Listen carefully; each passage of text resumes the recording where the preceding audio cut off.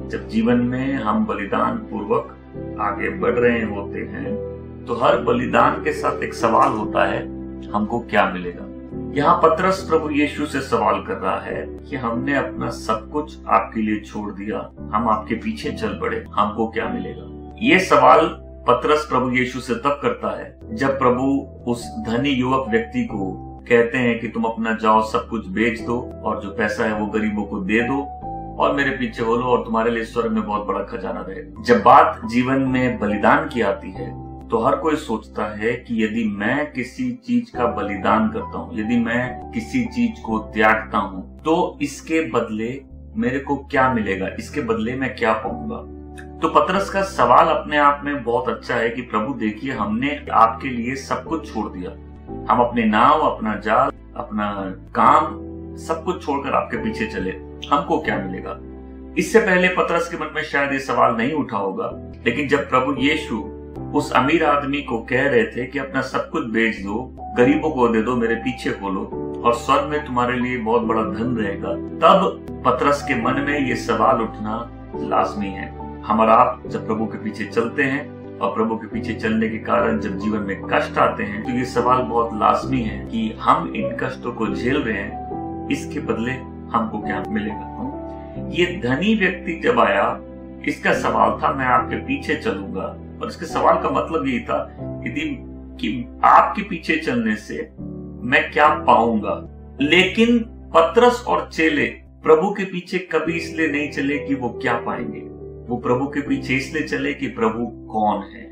जब उनको इंट्रोड्यूस कराया, देखो परमेश्वर का निष्पाप मेमना जो जगत के पाप लिए जाता है, तो वो इसलिए नहीं उसके पीछे चले कि उनको क्या मिल सकता है, वो इसलिए पीछे चले कि कौन है। और यही पहला फर्क है।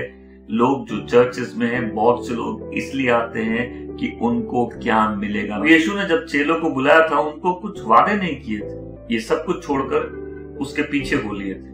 उन्होंने सिर्फ आज्ञा दी और ये सब छोड़कर उसके पीछे हो लिए। और जो प्रभु के पीछे आता है उसको इसीलिए आना पड़ेगा कि प्रभु कौन है। अगर प्रभु ने अपने पीछे चलने के लिए लोगों को वादा देकर चलाया होता तो लोगों का इंटेंशन शुरू से खराब होता। मैं चाहता हूं जिस मैसेज को ध्यान से समझिए, प्रभु इसके द्वारा जरूर आपसे बात करेंगे, आपके आत्मिक जीवन को आशीष देंगे और आप बलिदान का मतलब समझेंगे, आप गॉस्पेल की थीम क्या है, गॉस्पेल की फाउंडेशन क्या है, आप उसको समझेंगे। बलिदान एक ऐसी चीज है, जीवन में हर क्षेत्र में लोग बलिदान करते हैं। जब कोई बच्चा पढ़ाई करता है, वो कोई पीएचडी करता है, जो एमबीबीएस करता है, वो अपने सालों पढ़ाई में देते हैं। जब दूसरे बच्चे हो सकता है घूम रहे होते हैं, वो बलिदान पूर्वक पढ़ते हैं, इसलिए इस आशा से कि आगे जाके उनको डिग्री मिलेगी। उसी प्रकार से जब बिजनेसमैन काम करता है या आर्मी वाला अपनी ट्रेनिंग आर्मी वाले की होती है, उससे इस उम्मीद से कि एक दिन मैं आर्मी में भर्ती होकर वो यूनिफॉर्म पहनूंगा।